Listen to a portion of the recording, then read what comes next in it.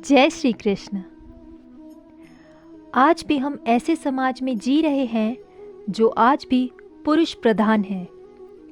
आज भी जब लड़की का जन्म होता है तो अधिकतर घरों में मायूसी छा जाती है। और मित्रों, यह और कुछ नहीं बल्कि हम मनुष्यों की अज्ञानता है। लड़की को बोझ समझते हैं, परंतु आपको जानकर हैरानी होगी, लड़की का जन्म हर किसी के घर में नहीं होता, बल्कि उसी के घर होता है जो भाग्यशाली होते हैं और अपने पुण्य कर्म अर्जित किए होते हैं। और आज हम आपको यह बताने जा रहे हैं कि भगवान कैसे घरों को लड़की का जन्म देने के लिए चुनते हैं और वह कौन से पुण्य कर्म है जिसकी वजह से कोई भी इंसान बेटी का माँ बाप बनता है।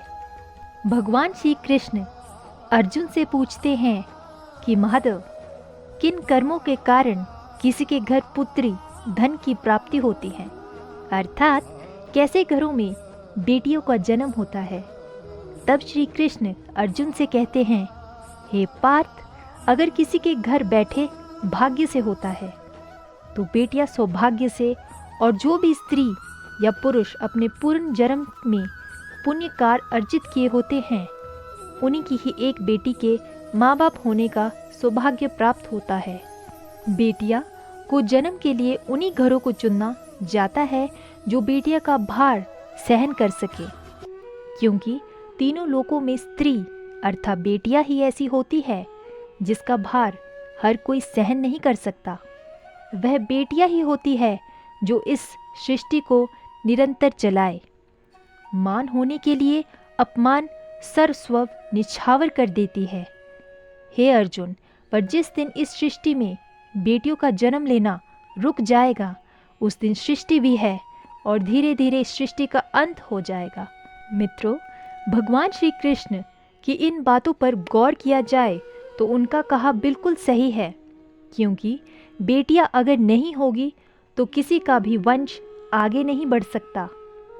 दोस्तों, आपने भी कई लोगों को कहते सुना होगा कि जिस घर में बेटी का जन्म होता है वह घर स्वर्ग के समान होता है, क्योंकि बेटा तो केवल एक कुल को रोशन करता है, बेटियां तो 2 कुलों को रोशन करती है। माता पिता के घर वो बेटी के रूप में अपने उत्तरदायित्व का निर्वहन करती है, तो वहीं ससुराल आकर एक बहू के रूप में सारे कर्तव्यों का पालन करती है। आजकल आप सुनते ही होंगे, बेटियां बहु परिवार में किसी के मर जाने पर उसका वर्णन नहीं कर सकते, लेकिन ये बिल्कुल भी सही नहीं है, क्योंकि रामायण में बताया गया है कि प्रभु श्री राम के पिता राजा दशरथ की मृत्यु हो गई तो माता सीता अर्थात राजा दशरथ की बहू ने उनका पिंडदान किया था, जिससे उन्हें जन्म मरण के चक्र से मुक्ति मिल गई थी।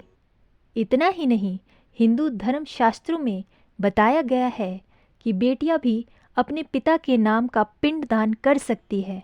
वहीं अगर ससुराल पक्ष में कोई पुरुष नहीं है तो इस स्थिति में बहू भी पिंडदान कर सकती है। इसलिए मित्रों, वह लोग बहुत किस्मत वाले होते हैं जिनके घर में बेटी जन्म लेती है।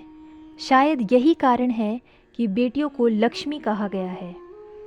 बहुत से लोगों की सोच यह होती है, बेटी है तो बिना समय गंवाए और इस पर पढ़ाई में पैसे लगाए ज़्यादा से ज़्यादा शादी कर दो। लेकिन यह सोच एक बेटी के भविष्य को बर्बाद कर देती है। ज़रा सोचिए, एक बच्चे के मन में कितने सपने होते हैं, लेकिन ये सपने सिर्फ सपने ही रह जाते हैं।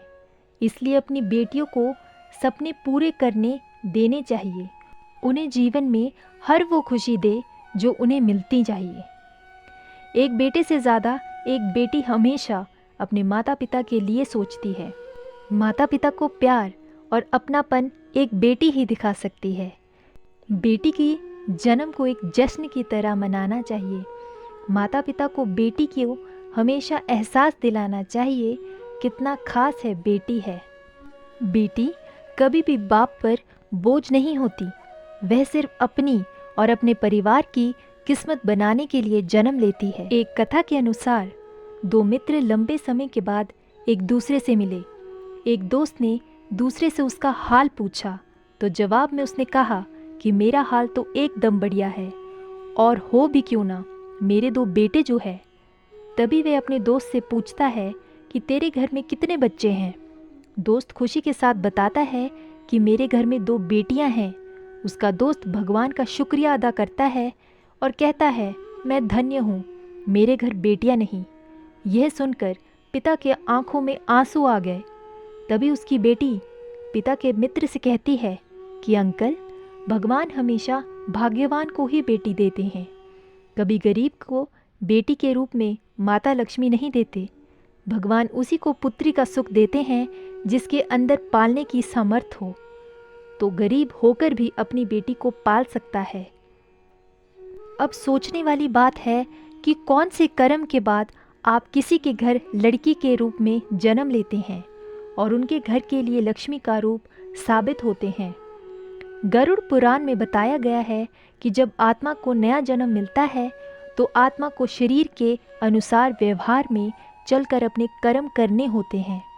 शरीर के जरिए कर्म करके ही एक आत्मा अपने जन्म के उद्देश्य को सार्थक भी बना सकती है, और निसार्थक भी। यदि कोई पुरुष महिलाओं का आचरण करता है, स्वभाव में महिलाओं वाली आदतें ले आता है, या वही काम करना चाहता है तो एक महिला को करना चाहिए, तो ऐसे ही पुण्यों को आत्मा स्त्री का शरीर धारण करती है।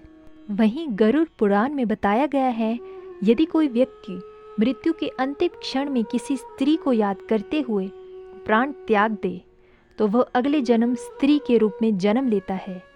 वहीं अगर वह अंतिम क्षण में परमेश्वर का नाम लेता है तो वह मुक्ति के मार्ग पर अग्रसर हो जाता है। तो मित्रों, आज की इस वीडियो में बस इतना ही। उम्मीद करते हैं कि हमारी इस वीडियो से आपको जानकारी मिल गई होगी। हमें कमेंट करके ज़रूर बताएं कि आपको ये वीडियो कैसी लगी। धन्यवाद। जय श्री कृष्ण।